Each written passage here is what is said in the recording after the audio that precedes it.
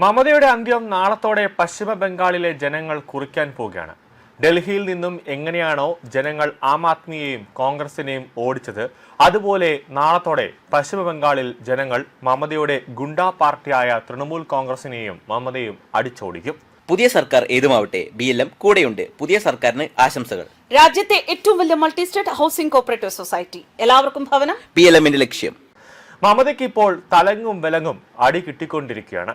SIR വഴി കള്ള വോട്ടർമാരെയും മരിച്ചവരെയും ഇരട്ട വോട്ടർമാരെയും ബംഗ്ലാദേശി നുഴഞ്ഞുകയറ്റക്കാരെയും നീക്കം ചെയ്തതും 240 കമ്പനി CRPF ജവാന്മാരെ പശ്ചിമ ബംഗാളിൽ മാസങ്ങൾക്ക് മുന്നേ തെരഞ്ഞെടുപ്പ് കമ്മീഷൻ നിയമിച്ചതൊക്കെ കണ്ടപ്പോൾ മമതയ്ക്ക് വട്ടുപിടിച്ചിരിക്കുകയാണ്. മമതയുടെ ഒരു പദ്ധതിയും പശ്ചിമ ബംഗാളിൽ നടക്കുന്നില്ല എന്നതാണ് യാഥാർത്ഥ്യം. അവിടെ ഇപ്പോൾ പശ്ചിമ ബംഗാൾ പോലീസിന് ഒരു റോളുമില്ല. സൈന്യം പറയുന്നത് മാത്രം അതുപോലെ കേട്ട് ചെയ്യുക, അതേ മമതയുടെ പോലീസിന് ഇപ്പോൾ നിർവാഹമുള്ളൂ. കൂടാതെ കേന്ദ്ര ആഭ്യന്തരമന്ത്രി അമിത്ഷാ അവിടെ ക്യാമ്പ് ചെയ്തുകൊണ്ട് സ്ഥിതിഗതികൾ വിലയിരുത്തുന്നുമുണ്ട്. അതുകൊണ്ട് തന്നെ അമിത്ഷാ നേരിട്ട് സ്ഥിതിഗതികൾ വിലയിരുത്തുമ്പോൾ ലോ ആൻഡ് ഓർഡർ ഒരു കാരണവശാലും തകരാതിരിക്കാൻ അമിത്ഷാ ശ്രദ്ധാപൂർവം ഓരോ ചുവടുകൾ വയ്ക്കുന്നുണ്ട്. കൂടാതെ സുവേന്ദു അധികാരിയും മോദിയും അമിത്ഷായും ഉൾപ്പെടെയുള്ള BJP സംഘത്തിന്റെ ഒറ്റക്കെട്ടായ ആസൂത്രിത ക്യാമ്പയിനുകളും ഒടുവിൽ BJP വിജയം പ്രഖ്യാപിച്ചുകൊണ്ടുള്ള ഭൂരിഭാഗ എക്സിറ്റ് പോളുകളും പുറത്തു വന്നതോടെ സമനില തെറ്റിയ അവസ്ഥയിലാണ് മമത പെരുമാറുന്നത്. കേന്ദ്ര സർക്കാരിൽ നിന്നുള്ള ഉദ്യോഗസ്ഥർ മാത്രം വോട്ടിംഗ് യന്ത്രം എണ്ണിയാൽ അവർ പക്ഷപാതപരമായി പെരുമാറിയേക്കുമെന്ന് മമതയുടെ പരാതി ഉണ്ടായിരുന്നു. എന്നാൽ ഇക്കാര്യത്തിൽ മമതയ്ക്ക് സുപ്രീം കോടതിയിൽ നിന്ന് കിട്ടിയതോ വൻ തിരിച്ചടി. ജസ്റ്റിസുമാരായ PS നരസിംഹ, ജോയ് മായ ബാച്ചി എന്നിവരാണ് മമതയുടെ പരാതി ചവറ്റുകുട്ടയിലെറിഞ്ഞത്. ഇതുവരെയും വോട്ടിംഗ് യന്ത്രങ്ങൾ എണ്ണുന്ന ഉദ്യോഗസ്ഥർ പക്ഷപാതപരമായി പെരുമാറിയിട്ടില്ല എന്ന തെരഞ്ഞെടുപ്പ് കമ്മീഷന്റെ വാദം സുപ്രീം കോടതി മുഖവിലയ്ക്ക് എടുത്തിരിക്കുകയാണ്. അതുപോലെ വോട്ടിംഗ് യന്ത്രങ്ങൾ സൂക്ഷിച്ചിരിക്കുന്ന സ്ട്രോങ് റൂമുകൾ തെരഞ്ഞെടുപ്പ് കമ്മീഷന്റെ മുന്നറിയിപ്പ് നൽകാതെ തുറന്നു എന്ന രീതിയിൽ ഭീതി സൃഷ്ടിക്കാൻ മമത ഒരു ശ്രമം നടത്തിയിരുന്നു.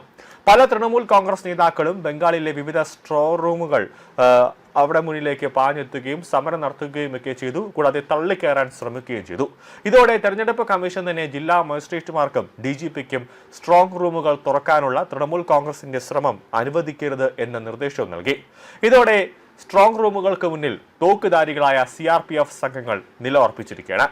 സ്ട്രോങ് റൂമിന് മുന്നിൽ എന്തെങ്കിലും തരത്തിലുള്ള ഒരു പ്രശ്നമുണ്ടായാൽ വെടിവയ്ക്കുമെന്ന് തന്നെ CRPF പറഞ്ഞു. ഇതോടെ തൃണമൂലിന്റെ കലിയൊന്ന് അടങ്ങി.